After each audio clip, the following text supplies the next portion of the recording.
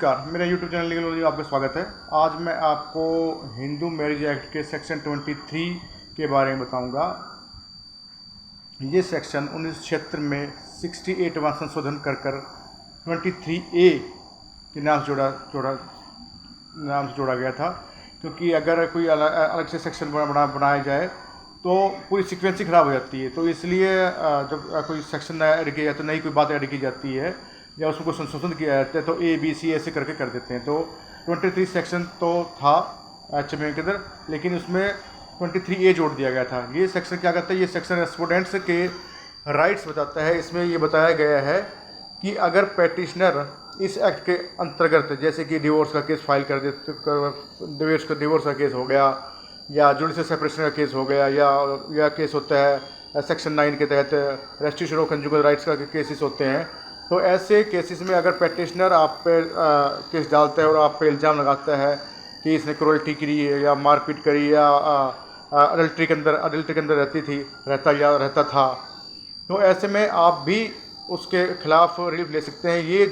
ये जो सेक्शन जोड़ा गया था, ये सेक्शन रेस्पोंडेंट्स के राइट्स के लिए जोड़ा गया था, ताकि उसके राइट्स की सेफ्टी हो जाए। जैसे कि सिविल मैटर के अंदर हम रेस्पोंडेंट होते हैं तो हम काउंटर क्लेम कर सकते हैं। तो इस सेक्शन के अंतर्गत रेस्पोंडेंट को ये राइट दिया गया है कि वो अगर अपने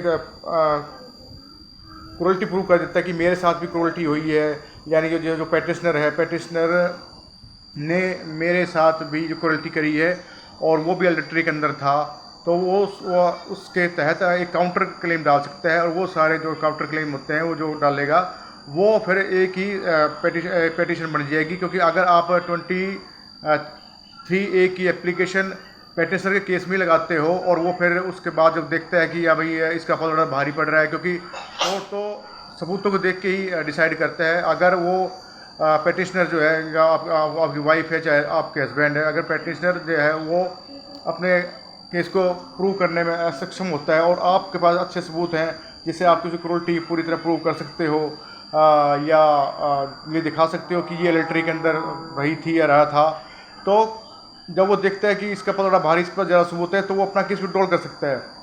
तो ऐसे में जो आपकी एप्लीकेशन जो आपने उसी केस में जो 23A की जो एप्लीकेशन लगाई थी वो भी सब उसके साथ ही बंद हो जाती है।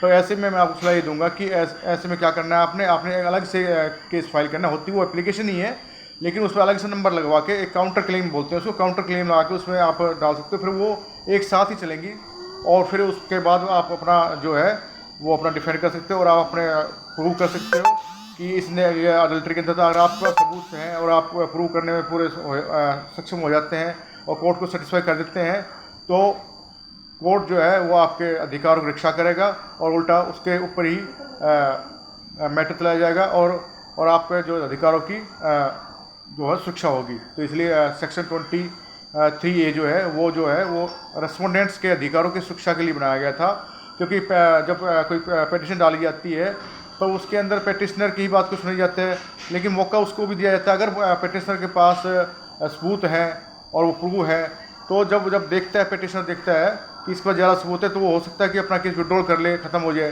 तो ऐसे में 23(1) एक जो सेक्शन था वो इसलिए बनाया गया था ताकि वो इसके तहत काउंटर क्लेम डाल सके और फिर उसके बाद वो अगर विड्रॉल भी कर देता है उसके क्लेम पर कोई असर नहीं पड़ेगा, कि उसका क्लेम तो चलता रहेगा क्योंकि वो उसने केस डाला हुआ है और फिर उसको फेस करना पड़ेगा। अगर आपको मेरी सही लगी तो लाइक, सब्सक्राइब और शेयर अवश्य कीजिए। नमस्कार।